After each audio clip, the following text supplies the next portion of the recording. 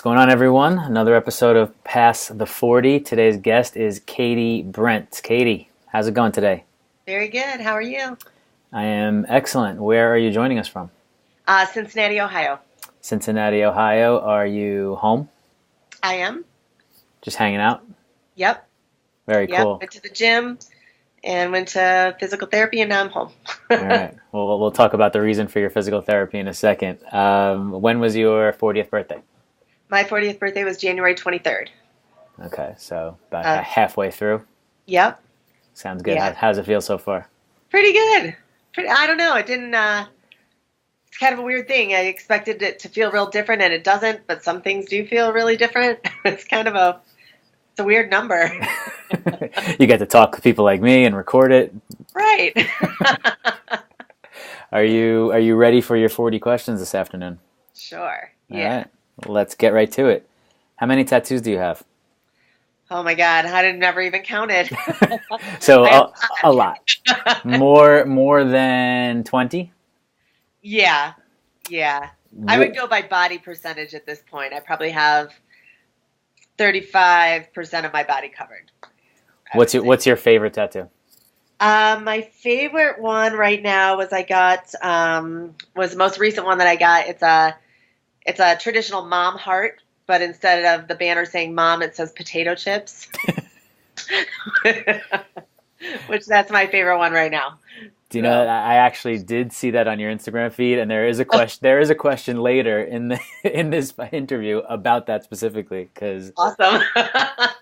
I too am quite the fan of potato chips. So we have a connection right off the bat there. Yeah. You recently had surgery, and therefore you're home and able to sit around and talk to weirdos like me. What was the surgery for, and how long are you out of commission, and how are you feeling? I fully tore my ACL at my last powerlifting meet, attempting to squat 620 pounds. So that squat did not go well, and I didn't go to get an MRI right away. I waited about a week.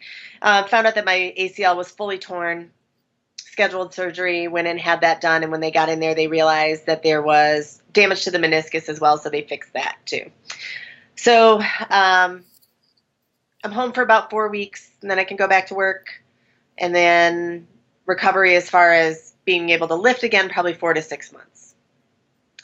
So no lower body stuff for 4 to 6 months, which sucks. Rough. So you're a power lifter, as you said. You've trained with the quote unquote strongest woman in the world. Yeah. How is that measured, and what makes her the strongest? Well, there's a few ways that you can measure it. They keep track of all-time world records, and so there's 4 girls that I train with that are all-time world record holders in different weight classes. So they also keep kind of formula totals where pound for pound by formula, my coach Laura is the strongest woman in the world, and another training partner of mine, Heidi, has the highest coefficient. So she's lifted a total of over 11 times body weight, which no other females have ever done. So right now my total is about 8.5 times body weight, maybe 9 times.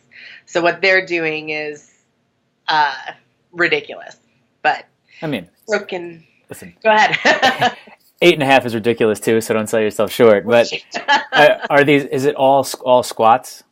No, in powerlifting, if you're going to compete, you're usually doing a full power meet, which is back squat, bench press, and deadlift. And so you could have a world record in each of those individual lifts, but then also your total record, which is your best of each of those lifts in one meet. So you would add your best squat, your best bench, your best deadlift together. That is your total. Wow. So you could have a world record in any 4 of those things. So at what age did you realize and say to yourself, wow, I'm really fucking strong? Well, I don't really even feel that way now. Well, if you are. So Thanks. you must have known something to say, like, all right, this is the path I'm going to go down. I didn't start doing this until I was 34, 33, wow. 34. So, 7 years ago I started lifting. So, I did my first meet, which happened to be at the gym that I train at now. in Cincinnati. And I met Laura, my coach there, and started working with her, and I just kept getting stronger and stronger and stronger, and it just kind of took from there. And you get compliments from these people that you look up to, that you have really nice squat form, or you're good at this, or you're good at that, and they were able to see that it's not necessarily the numbers that matter, but how coachable you are and how well your technique is, and the strength comes as you put in the work. So, but your body's natural ability to get into these positions or not get knocked out of position, that kind of a thing, is not always teachable, I guess. Right, so what does a powerlifting training session look like? Well, ours is about, I train 6 days a week. So for about 3 hours or so. And there's 7 girls in our training group. It starts with either max effort or dynamic effort lift, and we split it up into 4 days of upper and lower max effort, dynamic effort, or speed work practice, kind of. So, yeah, maxing out or perfecting form pretty much every day, and then that's about 20% of the workout, and then the rest 80% is accessories to build up all of these little muscles or all of these little techniques to support the main lift. And is obviously everyone around our age is interested in health. So is like cardio and diet, are they important factors in strength training, or it's like Absolutely. building muscle? Yeah, they are. Eating especially is super important, and I can tell like when when my diet's not on point, I have a lot of inflammation. If I'm eating a lot of sugar or bread, everything just aches more, and it probably would even if I wasn't working out, because that's just what happens, with people's bodies. But diet is huge. Cardio is huge, to have more endurance to get through a meet. I think I read somewhere that they said to get through a powerlifting meet is kind of the equivalent of playing 3 football games back to back. So the output of energy that you put out, and how long the day takes.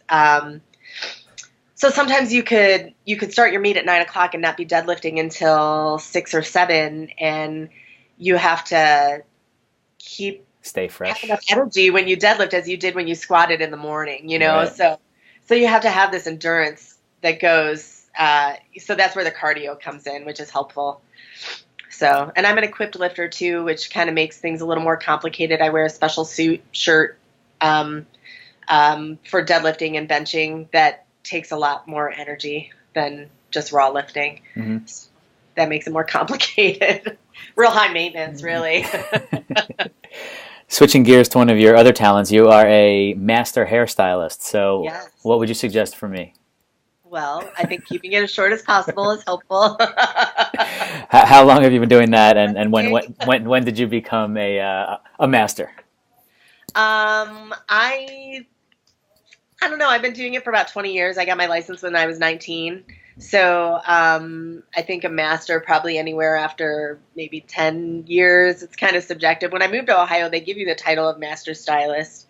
But I think it's just having a lot of experience, and I've taken a lot of classes and done a lot of things, taught a lot of people, that kind of stuff. So I don't know when you become a master. I don't really know, but I'm definitely not a newbie.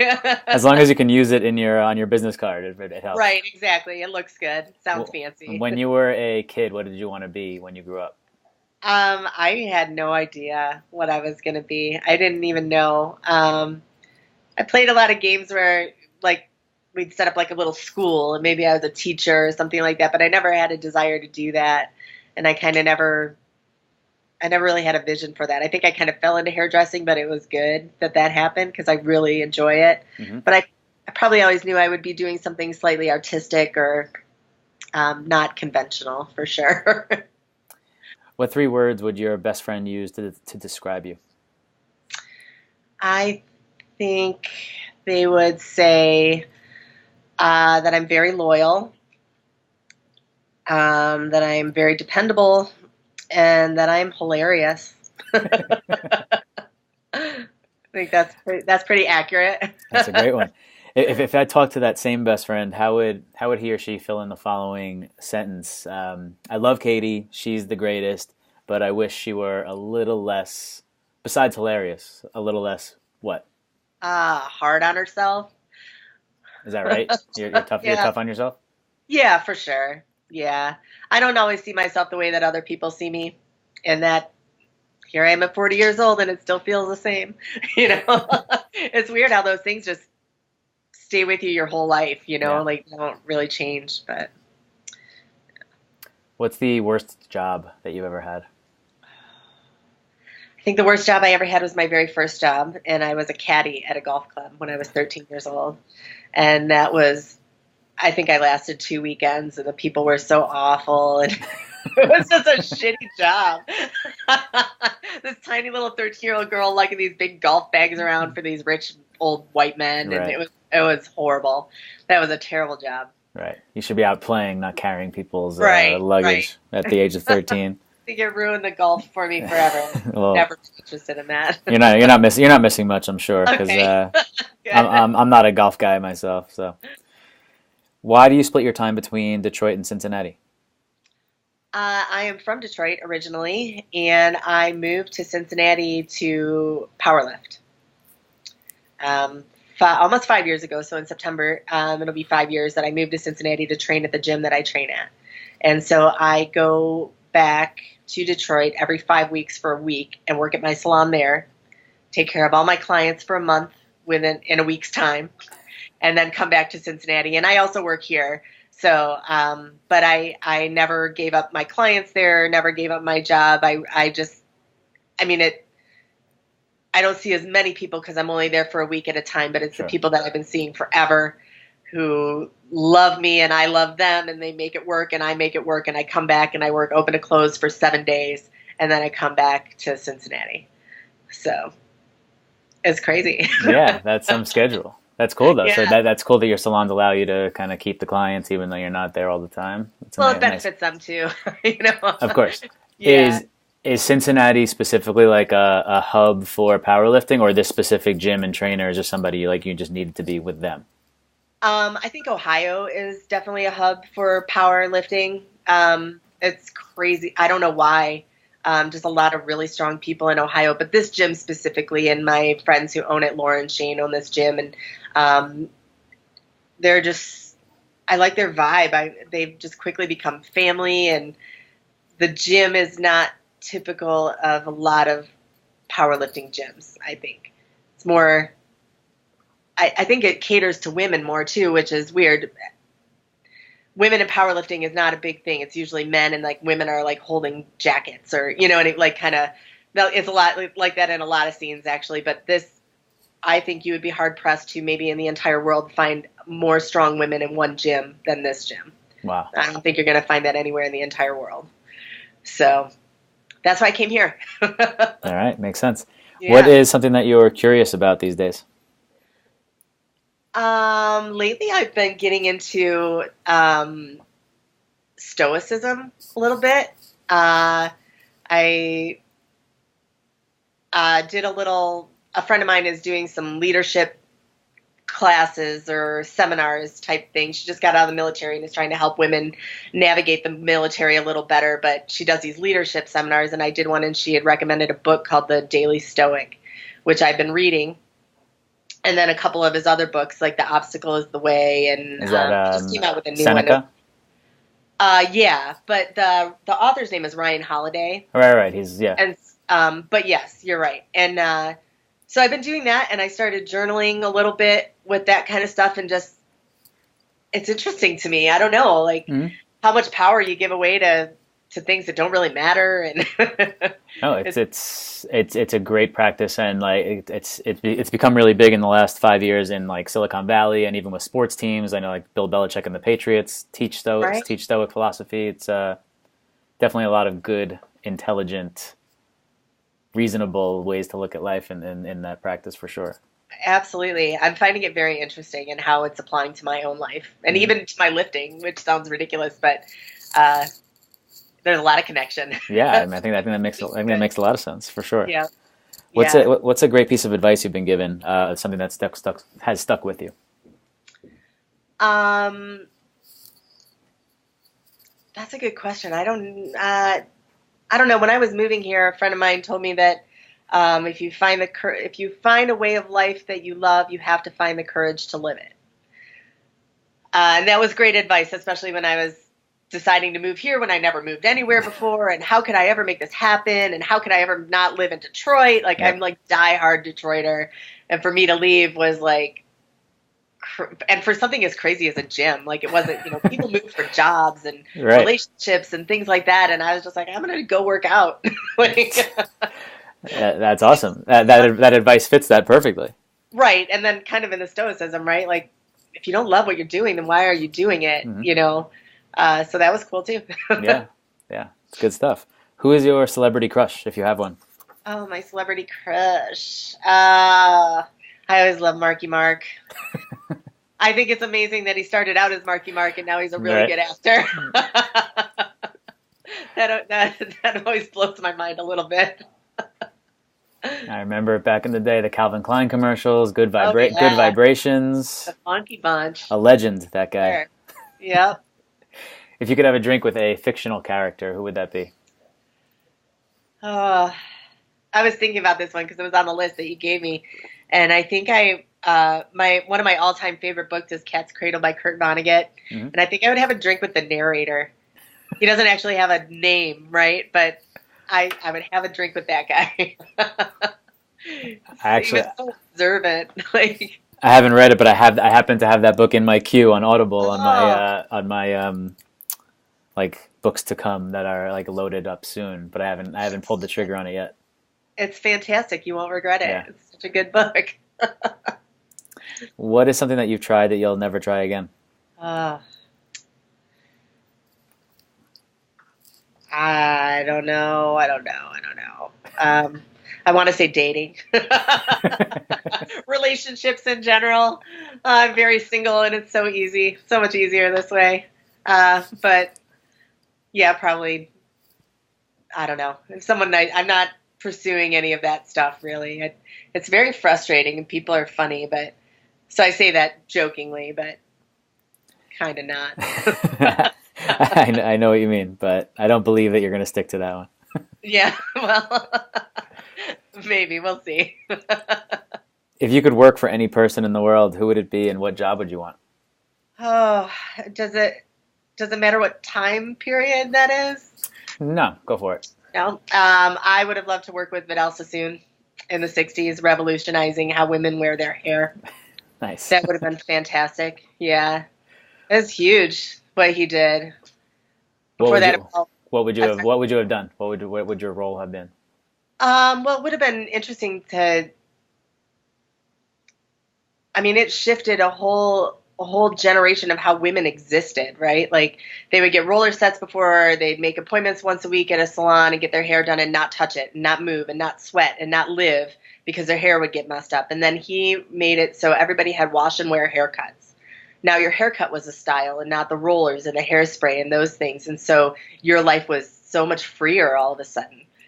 That's pretty phenomenal. It is. Like, I didn't know. I'm learning something here. Because yeah. obviously I'm familiar with the brand because Oh, I've of heard his course. name Yeah. since I was a little kid, but I didn't realize that was such he was so revolutionary in that respect. Absolutely. Yeah. I mean, he changed the way women were able to exist. Part of it, you weren't such a slave to it anymore where you got it done and now you can't do anything because it might get messed up. Well, you can go do whatever you want because it's going to dry the way he cut it. And just the architecture of his haircuts and just to see exactly where it came from would be pretty amazing instead of it trickling down the line to 2018, Yeah, that would have been amazing. it's a great answer. Actually, I love it. If you were hosting this podcast, what is a question that you would want to ask other 40-year-olds? I was thinking about that too, and I am interested in, does it feel like you thought it would, and how does it not feel like how you thought it would? What were your expectations, and how does that live up? Uh, I don't know. For me, I felt like in my mind years ago, 40 was so old, and what I thought my life was going to look like at that point. Now it doesn't, like in my mind, I don't feel any different. But sometimes I'm just like, fuck, man, I'm 40. Like that's crazy. Totally. When we were young, 40 was super old, and now it's like Exactly. I'm still half a kid at least. Absolutely. Yeah. If you could give a TED talk on any topic, what would that be? Uh, I think I would give one on just with my experience in powerlifting and um, I was really involved in like the punk rock scene, hardcore scene when I was a kid, and all of these very male dominated areas. Like I would probably talk on being a woman in a male dominated area like that. How when you're a woman in a male dominated field, let's use powerlifting as an example. It's currently my life, that you either have to be like super exceptional at what you're doing, or you have to be really hot while you're doing it for people to notice you. And I experienced that a lot, which is very frustrating because I'm not 20. I'm not this hot little, I mean, whatever. I'm a pretty girl, but some of these girls, I'm like, shit, man, you guys are hot. But and 20. Right, exactly. But here I'm a person who's like moving these really respectable numbers, and I don't want to be famous for powerlifting, but I just find it interesting that women in general have to do things 10 times better than men to get even 20% of the accolades, And I find that interesting. Why is that? Why is that like that? Who's making these decisions? And social media doesn't help. And that's a weird thing too, to live in this time before social media and with social media, where we can still remember what it was like before all of that stuff. But these 20-year-olds can't. They never lived without it. It's kind of weird. Something similarly that's coming to mind that I deal with my wife pretty often.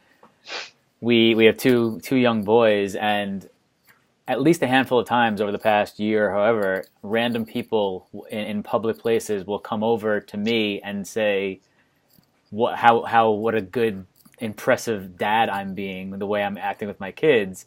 Right. But if it was if my wife was sitting here and she was dealing with the kids and I was sitting where she was, they definitely would not say a word about it. Like nobody would say a thing. Like dad, in the same respect, like dad, it's sort of reversed, because I guess you would call it a female dominated field as like being motherly, but exactly. But dads can do this much and get credit for it, and moms can do this much and like get, and it's just expected, and get scorned for not doing that much more. Yeah.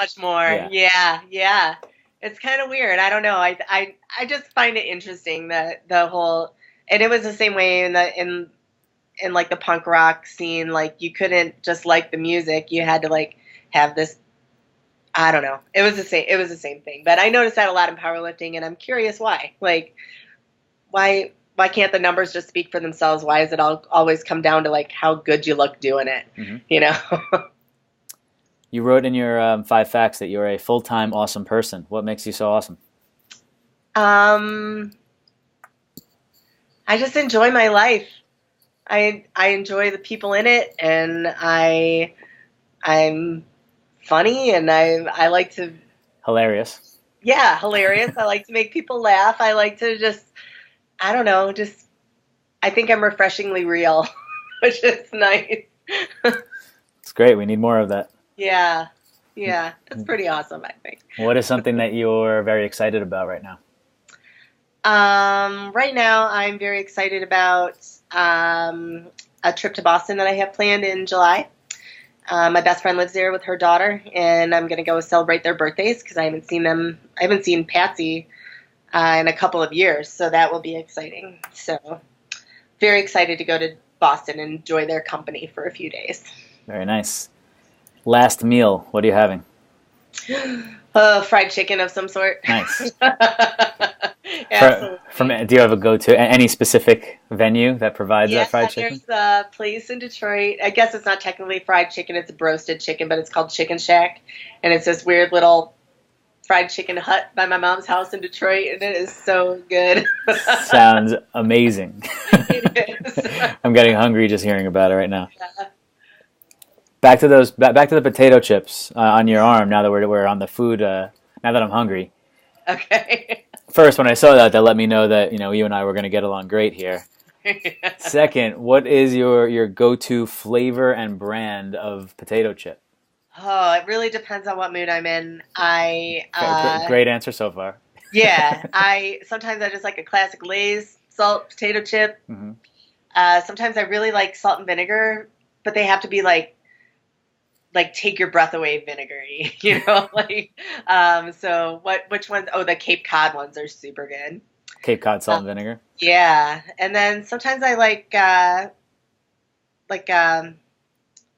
Cool Ranch Doritos. I don't know. I mean, they're not technically potato chips, but they're really good. They're a close cousin.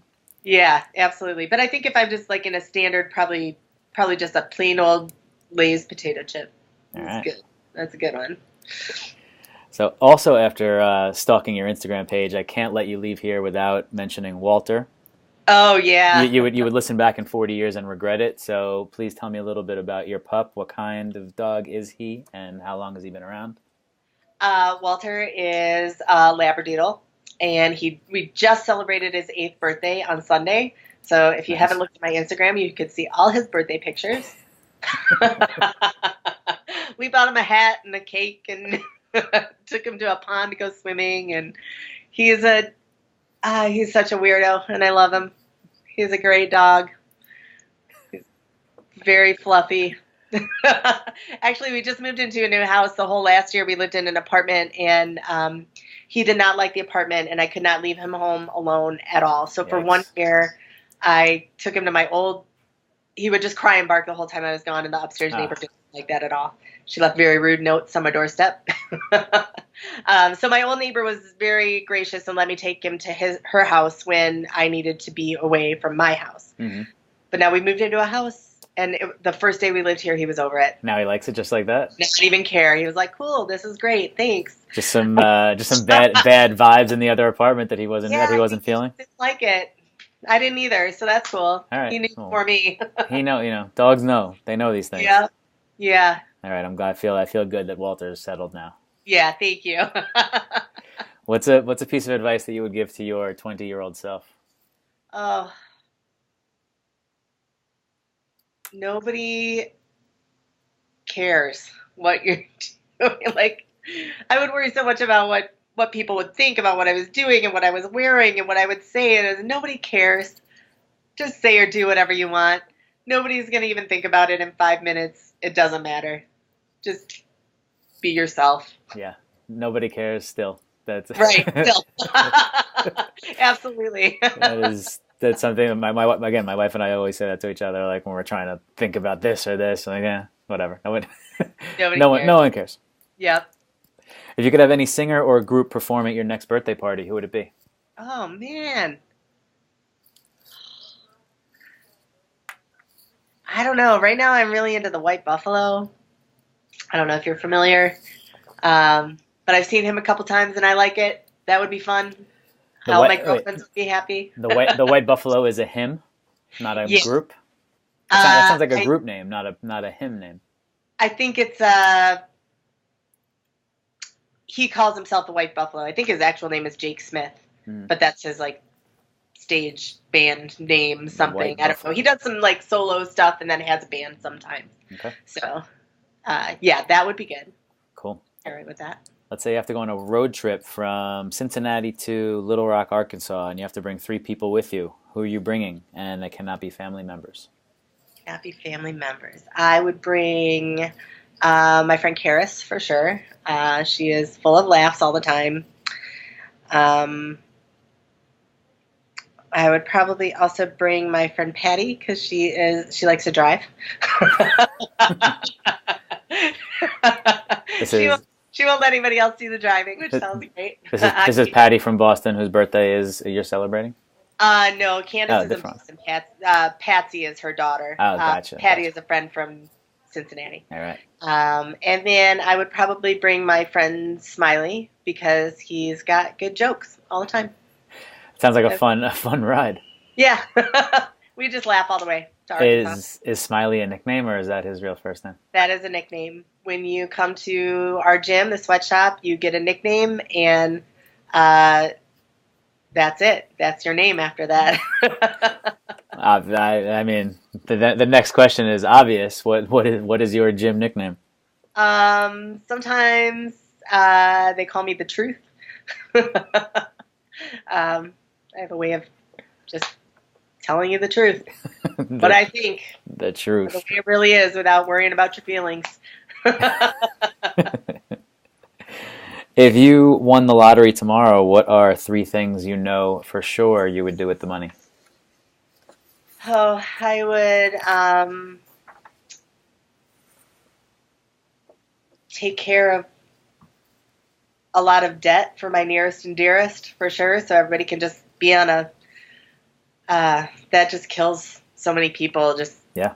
life and debt. And so I would do that for sure. I would probably buy a house somewhere, and I would definitely buy a lot of plane tickets. I would travel for sure. Go lots of places. If you could have personally witnessed one event in history, what would you want to have seen? Oh. I I don't know. I would probably want to see like one of the marches on Washington, or some speeches from that time. I find it interesting with all the things going on right now. Like nobody, we ever going to have those again? Anybody going to be that upset that we're doing that again? Or are we just going to be cool on our Facebook and complain about it there, but never actually do anything? I would have liked to see some real like, I'm sick of this and I'm going to say something about it moments, that Yeah. would have been cool. We need some of those. Yeah. It's crazy. Somebody else I think answered March on Washington to this question somewhat Oh, recently. really? My mom was actually at that at the March on Washington. Really? She was. That's awesome. Very awesome. If you had to live outside of North America permanently, where would you choose? I would probably go somewhere tropical. I've never been to Costa Rica, but it looks lovely. Sure. And yeah, something like that. Slow living somewhere warm with water. For sure. You might have to scout out the gyms in the area first, because Yeah, that's true. usually the impetus for your move. That is very true. I got some friends in Hawaii. I could go there. Sounds good. At what age do you envision being too old for powerlifting? Is there a shelf life on the powerlifting scene? I don't think there's a shelf life. I think you just go until your body won't let you anymore. I think it definitely declines what you're doing and what you're able to do, but I think it's in your blood, it's in your brain, it's in your psyche, it's in your I'm going to go crazy if I don't do these things. So I think people just do it to a certain capacity no matter what, or even just like being in the gym, helping other people, doing what they're doing. And while you might not be at the same level anymore, we have a woman who in our training group, her name is Amy Weisberger, and she was in the 80s the number one female contender powerlifter, breaking many world records in multiple weight classes, raw and geared, which no one else has done yet. And she's in her 50s, mid 50s, and she's had a hip replacement, and she's still there with us every day, doing all the same work that we're doing. Not the weights that we're moving, but the work we're doing for sure. And I have mad respect for her. She gets up every day, drives from Columbus to Cincinnati, which is almost 2 hours, 4 days a week to train with us, and it's an honor, really. Is it a young person's sport usually, or is it all ages? I think that the young people that are really good at it, they're just kind of like genetic freaks, and they kind of like show up out of nowhere and they're doing these great things. But the people that are very technically sound and are really like consistently breaking records and moving up the numbers that people are trying to achieve are older people, where you do need time to hone your craft and get better at it and better at it and better at it. Like usually the people that come out of the gate doing that, they're just like a flash in the pan. Sure. But yeah, usually people probably their 30s and 40s are doing more significant things, which is pretty cool. That makes me feel good. Well, you you started in your mid 30s, so you're just Exactly. right. You're in your prime right now. Right. What is a skill that you want to acquire in the next 40 years outside of the powerlifting world?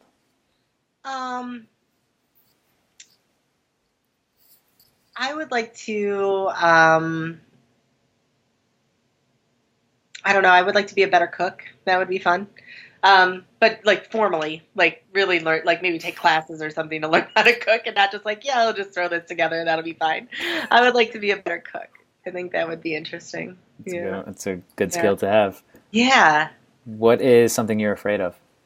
Um, Definitely afraid of being alone forever, which, which kind of negates my I'll never date again. I was just gonna say like, that doesn't go hand in hand with an earlier answer. Yeah, well, it's hard. It's a hard thing when you feel like I'm good at being alone. I don't need to fill empty space. I don't want to be with somebody just for the sake of being with somebody. But then it also sucks to think that like maybe you could just be by yourself forever, and it would suck to never experience that with something um, real with somebody. I guess that would be a little sad. So that makes me a little scared. But yeah, whatever. Not that scared. Don't need to force things to happen, though. You know what I mean? I think a lot Yeah, of people do. just They're like, let it happen. "Well, just fill that space Oh, of and I'll course, be of course. okay." And it doesn't matter who it is. But I'm not like that. I don't need to do that. No, better Yeah. off just whatever comes your way, you just Well, make yeah. the best I of it. mean, yeah. I don't want to force anything like that. What's a book that everyone should read? Oh, Cat's Cradle. Right, obviously. For sure. That's a book that everybody should read. And then there's one other that I read all the time, and it's Yep. called The Four Agreements. I don't know if you've heard of that. The last guest on this show, that was their answer. Really? Oh, Yes. yeah. I read that book about every 2 months. Just it's a quick read, and it's just a really good reminder on a way to live a better life, for sure. Very cool. Yeah. What is a quirk of yours that few people know about? Oh, I have a touch of OCD. Okay. I just have very specific ways that things get done, and whether or not you see that, I might come in and rearrange the dishwasher after you've put dishes in it, or if you make the bed, I might come in and just like straighten it how I need it to be, or I don't know if those things really make it so I can't live my life, but I definitely can't leave it alone either. It's a little quirk that I just like things set up the way I like them, and Yeah. that's it. Well, can you rearrange my dishwasher? Because I have no idea where anything goes. I just kind of put sure. stuff in random places. I don't know if there's some ridges are going one way, some the other way. I don't know if that means something. The big plates, the small plates. I have no idea. I'm trying new ways every time I do it. Maximize the space and really get as many dishes in there as you can, but then they all still get washed. Right. There's like there's an order to things. Of course. Yeah, I don't know it. If you could relive a single day from your past exactly as it was the first time, what day would you choose to experience all over again? I would probably choose probably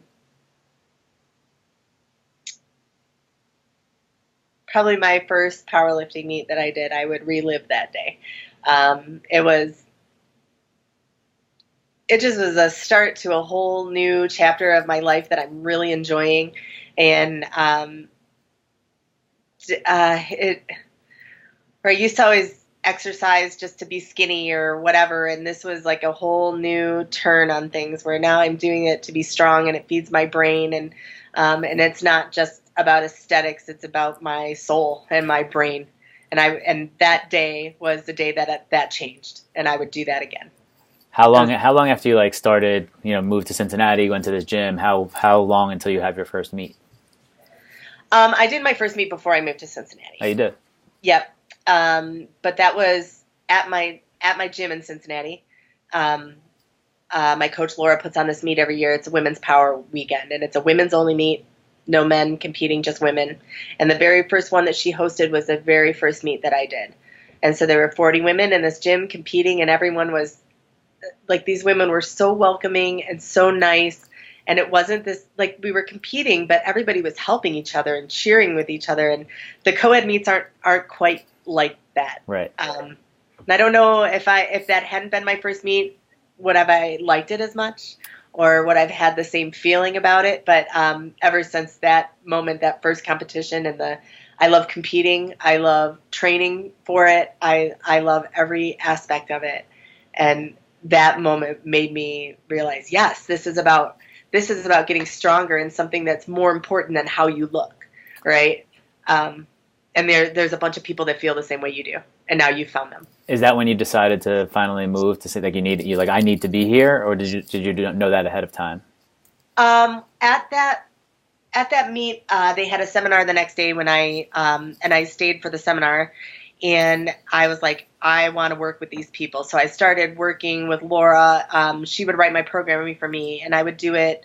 I would do the program at home, and then I would travel to the sweatshop every other week for 2 days. For a year, I did that. So every other week, I drove to Cincinnati, trained for 2 days, and then drove home, and then I decided to move. So it was about a year after, about a year after that meet that I decided to move, which was the best thing I ever did, for sure.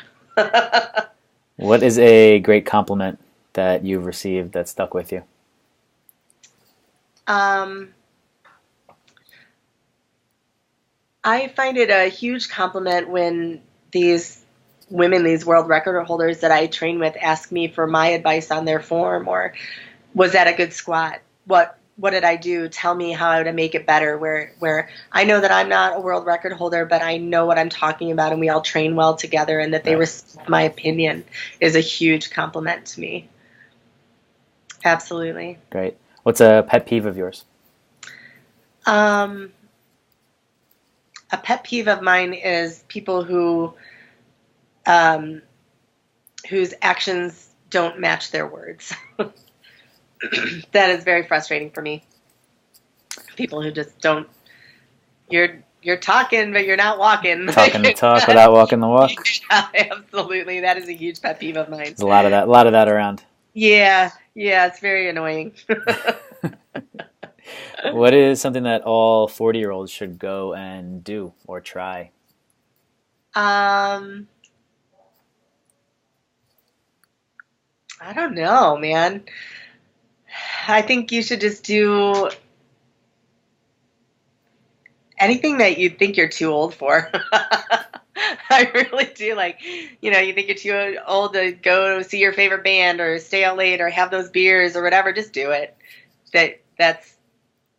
You're not too old. You should do it anyway. Definitely not too old.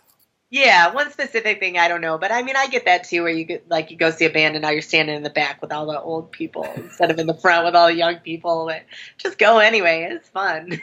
Totally. I still make it a point to do that type of stuff. Anything that you like, you should still, if you still like it, then you should just go and do it. And it doesn't matter what your age is. Yeah, I agree. We've come to the end of this journey, so I've got one more question for you. Absolutely. You chose a song to play us out of here today. What song did you choose and why? I chose "I See a Darkness" by Bonnie Prince Billy, and I came across that song a couple years ago, and every time I hear it, I have to play it at least 3 times, and it's just perfect. It's beautiful. And everybody should hear it. I want everyone to hear it. All right. I See a Darkness coming your way. Where can people get in touch with you or find you or follow you? I'm on Instagram. My handle is Katey Kicks Ass on Instagram. And Facebook, Katey Brent.